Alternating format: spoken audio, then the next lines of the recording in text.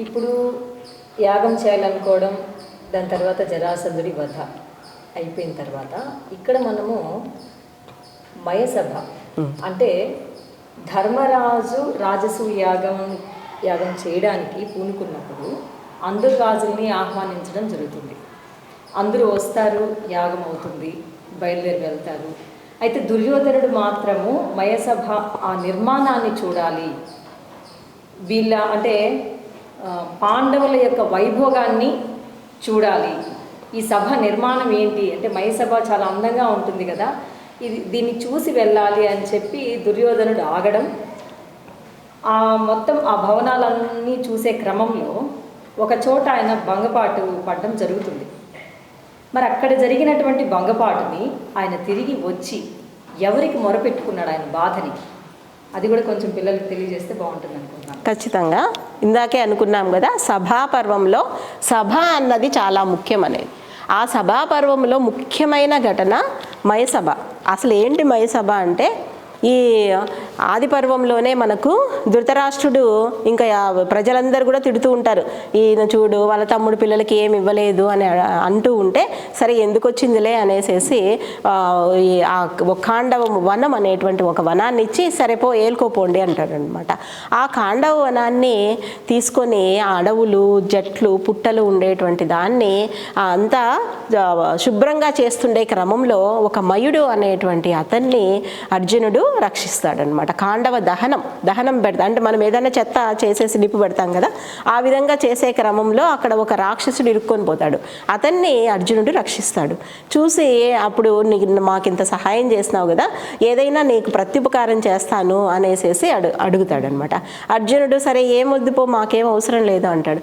ఆహా లేదు, నేను ఏదో ఒకటి చేస్తాను అని అడుగుతాడు. అప్పుడు కృష్ణుడు సరే నువ్వు ఎలాగో అంటున్నావు కదా, వీళ్ళకు ఇంద్రప్రస్థము అనేటువంటి నగరాన్ని ఇప్పుడు కొత్తగా నిర్మించుకుంటున్నారు, వాళ్ళ కోసం ఒక మంచి సభను అనేది నువ్వు నిర్మించు అని చెప్తాడనమాట. అంటే సరే అనేసి ఇతను వాళ్ళకు దేవతలకు, రాక్షసులు వాళ్ళకందరికీ కూడా ఈ విధంగా సభలను నిర్మించినటువంటి అనుభవము మయుడికి ఉంది. అందుకనేసి మయుడు సరే నేను నిర్మిస్తాననేసి ఒక మయ సభ అనేదాన్ని నిర్మిస్తారనమాట. అంటే వాళ్ళకి ఎన్నో ఉంటాయి రాజుల దాంట్లో, ఆ పట్టణంలో, దాంట్లో ఇది కూడా ఒక విడది ప్రాంతం అనమాట, మన గెస్ట్ హౌస్ లాగా అనమాట. ఆ విధంగా నిర్మిస్తాడనమాట. నిర్మించిన తర్వాత రాజసూయ యాగం అయిపోయిన తర్వాత అందరినీ కూడా మనం గృహప్రవేశానికి ఏ విధంగా బంధువులంతా పిలుస్తామో ఆ విధంగా అందరినీ పిలుస్తారు. అప్పుడు అందరూ రాజులు వస్తారు. ఆ తర్వాత వీళ్ళు కూడా ధృతరాష్ట్రుడు, భీష్ముడు, విదురుడు, ఈ దుర్యోధనాదులు అందరు కూడా వస్తారు. అందరూ వచ్చినప్పుడు ఈ విడది ఎవరికి ఇస్తారు? మయసభ విడది దుర్యోధనుడికి ఇస్తారు. ఆ దుర్యోధనుడు ఆ మయసభ చూసి, మామూలుగా మనుషులు నిర్మించిన సభలన్నీ వాళ్ళు ఎన్నో చూసుంటారు, ఎన్నో రాజ్యాల దగ్గర పోయి ఉంటారు. ఇది దేవతలు నిర్మించినటువంటి రాక్షసుల యొక్క సభలు ఏ విధంగా అంటే దేవలోకం, రాక్షస లోకంలో వాళ్ళ రాజులకు నిర్మించేటువంటి సభ కాబట్టి అది చాలా ప్రత్యేకంగా ఉంటుంది. దాంట్లోకి దుర్యోధనుడు పోతాడు చూద్దామనేసి. అది ఎలా ఉంటుందంటే, ఇప్పుడు ఒక తలుపు ఉంది కదా, ఆ తలుపు ఉంది కదా అని పోతే అక్కడ తలుపు ఉండదు. సరే తలుపు లేదు కదా అని పోతే తలుపు ఉంటుంది, తగులుతుంది అనమాట, దెబ్బ తగులుతుంది. అది చూసి అందరు నవ్వుతారు. అదేవిధంగా ఒక ఇలా వెళుతూ ఉంటే నీళ్ళ మడుగులాగా ఉంటుంది. అయ్యో మడుగుంది కదా అనేసి పాపం పంచ, దోతి అవన్నీ పైన పెట్టుకొని పోతే ఆడ మడుగే ఉండదు. తర్వాత మళ్ళీ కొంచెం అవును లేదు కదా అని ఇంకో చోట మడుగు కనిపిస్తే అక్కడ మడుగు ఉంటుంది. లేదు కదా అని వెళ్ళిపోయేసేసి పడిపోతాడు అనమాట. ఇలా మాయ మనకు కళ్ళకు ఒకటిగా కనిపిస్తుంది, కానీ అక్కడ ఉండేది ఇంకొకటి అనమాట. అలా కనికట్టు అంటారు కదా, ఆ విధంగా కనికట్టులాగా ఆ సభ నిర్మిస్తారనమాట. అక్కడ అవమానం పొందినటువంటి దుర్యోధనుడు చాలా చాలా బాధపడిపోతాడు అనమాట. అంతేకాకుండా ధర్మరాజు ఏం చేస్తాడంటే, అందరూ కానుకలు తెచ్చిస్తుంటారు. ఇప్పుడు మీరు పెళ్ళిళ్ళల్లో అని చూస్తుంటారు, తెచ్చేటువంటి గిఫ్టులు అవన్నీ కూడా ఏం చేస్తారు, పక్కన ఎవరో ఒకరికి వాటిని ఇస్తూ ఉంటారు ఎత్తిపెట్టమనేసి. ఆ విధంగా రాజులు, ఇతర రాజులు, సామంత రాజులు, వీళ్ళు ఓడించినటువంటి రాజులు వాళ్ళు తెచ్చినటువంటివన్నీ కూడా వాటిని తీసుకోవడానికి దుర్యోధనుడికి అప్పగిస్తాడు. ఇవన్నీ సంపద చూసేసరికి దుర్యోధనుడికి చాలా అసూయ అనేది పుట్టేసి అతను ఇంత సంపద వీళ్ళకి వచ్చేసిందే అని అరిషడ్ వర్గాలలో చాలా చాలా ప్రమాదకరమైనటువంటిది మాశ్చర్యం, అసూయ, కామ, క్రోధ, లోభ, మోహ, మదమాశ్చర్యాలు అనబడేటువంటి అరిషడ్ వర్గాలలో చివరిదైనా కూడా అసూయ వలన చాలా చాలా ప్రమాదం. అసూయ వలననే ఏ యుద్ధాలు జరిగినా అసూయ వలననే జరుగుతాయి. రామాయణంలో రాముడు రాజు అవుతున్నాడు అనేసేసి కైకేయికి మందర నేర్పించడము, అది కూడా ఒక అసూయ వలననే. ఆ తర్వాత ఇప్పుడు మహాభారత యుద్ధం జరిగేది కూడా ఈ విధంగా దుర్యోధనుడు తర్వాత చేసేటువంటి పనులన్నీ కూడా అసూయ వలననే జరుగుతాయి. అందుకనేటువంటి అట్లాంటి అసూయ అతనిలో రగలటం వలన దీనితోడు అవమానం పొందినాడు, భంగపాటు పొందినాడు ఆ మయసభలో పడిపోయి.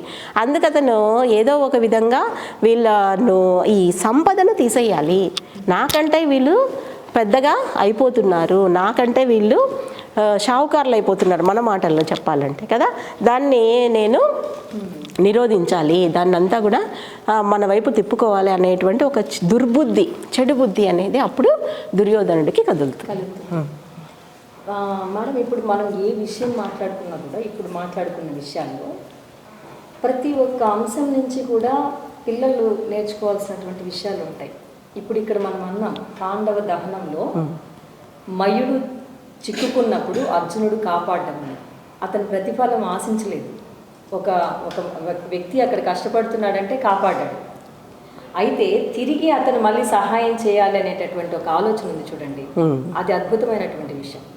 ఇప్పుడు నేటి యువత ఇలాంటి తెలుసుకోవాలి అంటే మనము ఎవరికైనా సహాయం చేస్తే దాన్ని తిరిగి వాళ్ళు మనకు సహాయం చేస్తారని ఆశించకూడదు, కానీ ఎక్కడో ఒక దగ్గర మళ్ళీ మనకు ఇతరుల నుంచైనా కావచ్చు సహాయం అనేది మనకు దక్కుతుంది. ఇప్పుడు అదే ఇక్కడ జరిగింది. ఓకే, ఇంకొక విషయం మేడం, ఇక్కడ అయిపోయింది ఈ మయసభ, ఇక్కడ ఈయనకి జరిగినటువంటి పరాభవం దుర్యోధనుడికి, తిరిగి తన రాజ్యానికి వెళ్ళిపోతాడు. వెళ్ళిపోయిన తర్వాత అక్కడ ఏం చేస్తాడంటే తన మేనమామైనటువంటి శకునికి తన బాధని చెప్పుకుంటాడు. అయితే ఇక్కడ ఇంకొక విషయం మనం గమనించాల్సింది ఏంటంటే మేనమామలు బ్రతుకు కోరతారు అంటారు. తల్లిదండ్రులు ఎలాగో అదేవిధంగా మేనమామ కూడా అంటారు. అయితే ఇక్కడ శకుని మేనమామ అయినప్పటికీ ఆ కౌరవుల నాశనాన్ని కోరుకుంటాడు. అది ఎందుకలా కోరుకోవడం ఆయన, దాని వెనకాల ఉండేటటువంటి విషయం ఏంటి అంటే ఈయన వాళ్ళ వల్ల కౌరవుల వల్ల ఏం నష్టపోయి ఉంటే ఆ విధంగా వాళ్ళ నాశనాన్ని కోరుకున్నాడు అనేది కూడా కొంచెం పిల్లలకు తెలియజేస్తే బాగుంటుంది. ఖచ్చితంగా ఆ విధంగా మనకు దుర్యోధనుడు బాధపడినాడు కదా, బాధపడేసేసి బాధలో ఉన్నప్పుడు ఏం చేస్తారు, అన్నం సరిగా తినరు, నిద్ర సరిగా పోరు, ఆ విధంగా చాలా చింతపడుతూ ఉంటాడు అనమాట. ఇంకా మేనమామ అయినటువంటి శకుని, చిన్నప్పటి నుంచి పెంచినటువంటి వాడు శకుని కాబట్టి శకుని దగ్గరికి వెళ్తాడు. వెళ్ళినప్పుడు శకుని అడుగుతాడు అనమాట. శకుని కథ మీరు అడిగినారు, పూర్వజన్మ వృత్తాంతము. దానికి చెప్పబోయే ముందు ఆ పాచికల గురించి చెప్పాలి. పాచికల గురించి చెప్పినప్పుడు ఈ దుర్యోధనుడు అసలు ఎందుకు శకుని దగ్గరికి పోయినాడు అన్న విషయంలో ఈ విధంగా చెప్పుకుందాం. ఆ విధంగా శకుని దగ్గర పోయినప్పుడు శకుడు చెప్తాడనమాట, ఎందుకు నువ్వు అంత బాధపడుతున్నావు, వాళ్ళకంటే నీకు ఎక్కువ సంపద ఉంది కదా అని అంటే, లేదు మనకంటే మన శత్రువులు అంత పై స్థాయి పోతూ ఉంటే నేను ఎలా భరించాలి అని అడుగుతాడు అనమాట. పైగా ఆ సంపదలంతా లెక్క పెడతాడు. వాళ్ళు వచ్చి గుర్రాలు ఇచ్చినారు, వీళ్ళు వచ్చి హారాలు ఇచ్చినారు, వీళ్ళు వచ్చి ఆ ఆస్తులు రాసి ఇచ్చినారు, ఇవన్నీ చెప్తాడనమాట. అవన్నీ సరే మరి ఇప్పుడు ఏం చేయమంటావు అంటే, వాళ్ళకి ఆస్తులు ఉండకూడదు, వాళ్ళంత సంతోషంగా ఉండడము నాకు ఇష్టం లేదు అని చెప్పి చెప్తాడనమాట. అసూయపరుడు కదా దుర్యోధనుడు. ఆశ ఉండాలి కానీ అత్యాశ ఉండకూడదు అని అంటారు కదా. ఇతనికి అత్యాశ, తనకు మాత్రమే ఉండాలి ఆస్తులు, మిగతా ఎవరికి ఉండకూడదు. అటువంటి అత్యాశపరుడు, దురాశపరుడు అయినటువంటి దుర్యోధనుని మాటలకి శకుని కూడా వంతు పాడతాడు. సరే మనం ఆ విధంగానే చేద్దాము, మొదట మీ రాజును మీ తండ్రిని ఒప్పిద్దాము అని చెప్పి చెప్తాడు. అని పోయే ముందు మీరు అడిగినట్టుగా శకుని యొక్క వృత్తాంతం అడిగారు కదా, అది చెప్తాను. శకుడి మామూలుగా అయితే ఇది మూల మహాభారతంలో లేదు, అయినా కానీ చాలా వాటిల్లో ఇప్పుడు మనకు రామాయణంలో కూడా చాలా కథలు లేవు. మూల రామాయణంలో, జానపద రామాయణంలో లక్ష్మణ దేవర నవ్వు కానీ, ఊర్మిళాదేవి నిద్ర కానీ అవన్నీ కూడా మనకు తర్వాత వచ్చి చేరినటువంటి. ఆ విధంగా ఈ శకుని వృత్తాంతం కూడా చెప్తారనమాట. శకుని ఎందుకు అతనికి పగ ఏర్పడింది ఈ కౌరవ వంశం పైన అనే విషయానికి వస్తే రెండు ముఖ్యమైన కారణాలు చెప్తారు. మొదటిది ఏంటంటే గాంధార రాజు కూతురు గాంధారి, ఆమె చాలా అందంగా ఉంటుంది, ఆమెనిచ్చి ధృతరాష్ట్రుడికి వివాహం చేయాలి అని భీష్ముడు నిర్ణయిస్తాడు. నిర్ణయించి ఆ పెళ్లి సంబంధం కోసం వెళ్ళాలి అంటే వాళ్ళు ఒప్పుకోరు. ఇతను గుడ్డివాడు కదా, ఇతనికి ఎట్లా మేము ఇచ్చి పెళ్లి చేస్తాం, మేము ఇవ్వము అని చెప్పేసి అంటారనమాట. అప్పుడు అతనికి ఆ గాంధార రాజుకు 100 మంది పిల్లలు ఉంటారనమాట, 100 మంది కొడుకులు ఉంటారు. ఈ గాంధారిని కూడా ఎందుకు ధృతరాష్ట్రుడికి ఇవ్వాలి అని అనుకుంటాడంటే, గాంధారి జాతకం ప్రకారము గాంధారికి 100 మంది పిల్లలు కలుగుతారు అనేటువంటి పుత్ర సంతానం కలుగుతుంది అనేటువంటి యోగం ఉంది అని తెలుసుకుంటాడు భీష్ముడు. అందుకని గాంధారినిచ్చి వివాహం చేయాలనుకుంటాడు. కానీ వాళ్ళు పెళ్లి చేయమన్నారు కాబట్టి వాళ్ళనంతా బంధించి చెరసాల్లో వేసి గాంధారిని తీసుకొని వచ్చి వివాహం చేస్తాడనమాట.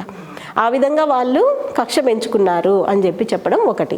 ఇంకొక కారణము, అందరూ నమ్మేటువంటి కారణం ఏంటంటే, గాంధారికి మామూలుగానే వీళ్ళు అందరూ కూడా అంత మంచి ధృతరాష్ట్రుడికి గొప్ప హస్తినాపురానికి మా చెల్లెలి రాణి అవుతుంది అనేటువంటి దానితో వాళ్ళే పెళ్లి చేస్తారు. పెళ్లి చేసిన తర్వాత గాంధారి గురించి ఒక విషయం తెలుస్తుంది అనమాట వీళ్ళకు పెళ్ళి అయిన తర్వాత. ఏంటంటే, గాంధారి జాతకంలో కుజదోషం ఉంటుందంట. ఆ దోషం వలన ఒక గొర్రెకిచ్చి మొదట వివాహం చేసి ఆ గొర్రెని చంపేస్తారంట. తర్వాతనే ధృతరాష్ట్రుడికి ఇచ్చి పెళ్లి చేస్తారు. అంటే ద్వితీయ వివాహం చేస్తున్నారు కాబట్టి ఇది చెప్పకుండా దాచిపెట్టి రెండవ పెళ్లి చేసినారు అన్న కోపంతో వాళ్ళ అన్నదమ్ములందరినీ తీసుకొని వచ్చేసేసి 100 మందిని వాళ్ళ తండ్రితో సహా తీసుకొని వచ్చి చెరసాల్లో వేసేస్తారనమాట. వేసిన తర్వాత వాళ్ళకి శిక్ష ఏంటంటే, అందరికీ కలిపి 100 మంది ఉన్నారు కదా, 100 మందికి 100 మెతుకులుగా ఒక ముద్దలాగా చేసి వాళ్ళకి విసిరేస్తారనమాట. వీళ్ళు అందరూ కూడా చాలా గొప్ప వ్యక్తులే, మంచి వీరులే. చివరి వాడైనటువంటి శకుని మంచి తెలివితేటలు, బుద్ధి కుశలత ఉన్నటువంటి వాడనమాట. కాబట్టి ఉట్టి వీరత్వం సరిపోదు, బుద్ధి కుశలత ఉన్నవాడైతే ఈ కౌరవులను ఖచ్చితంగా నాశనం చేస్తాడు, మనకింత శిక్ష వేసినందుకు అని ఆ 100 మెతుకులు కలిపి ఒక ముద్దగా చేసి తిరిగి ఆ శకునికి తినిపిస్తారనమాట. అలా శకుని పెరిగి పెద్దవాడవుతాడు చెరసాల్లోనే. ఈ 100 మంది పాపం రోజుకు ఒకరొకరుగా అందరూ చనిపోతారనమాట. ఆ చనిపోయే ముందు శకుని కంటే ముందు వాడు అతను శకునికి కాలు విరగ్గొడతాడంట. ఎందుకంటే, నువ్వు మళ్ళీ రాజు దగ్గరికి పోయిన తర్వాత నువ్వు అక్కడ ఉండేటువంటి భోగాలతో నువ్వు మాకు జరిగినటువంటి పగని మర్చిపోతావేమో, అందుకని నువ్వు నడిచేటప్పుడంతా నీకు ఆ పగ గుర్తుండాలి, అందుకనేసేసి ఈ విధంగా శిక్షిస్తున్నాము అని కూడా చెప్తారనమాట. అట్లా ఒక్కొక్కరు మరణిస్తారు. వాళ్ళ నాన్న చనిపోతాడు. వాళ్ళ నాన్న చనిపోయే ముందు చెప్తాడు, నా వెన్నెముకలో ఉండేటువంటి ఎముకలతో నువ్వు పాచికలు తయారు చేసుకో, అవి మాయా పాచికలు, నువ్వు ఏం చెబితే ఎన్ని వేయమంటే అదన్ని పలుకుతుంది. మీకు తెలుసు కదా, డై అని వేస్తారు కదా, 3 అని చెప్తే 3 పలుకుతుంది, వేస్తుంది. 2 అంటే 2, అంటే నువ్వు ఏది చెప్తే అదే, దానికి ముందు నన్ను తలుచుకో అని చెప్పి చెప్తాడనమాట. ఆ విధంగా మాయా పాచికలను తయారు చేసుకుంటాడు శకుడు. తర్వాత గాంధారి కూడా అందరూ చనిపోయినారు కదా, ఒక్కవాడు బతికున్నాడు, అతన్ని ఒక్కరిని విడిపించండి అని భర్త ధృతరాష్ట్రుడితో అడగటం వలన అతను కూడా ఒప్పుకొని శకుని బయటికి తీసుకొని వస్తారు.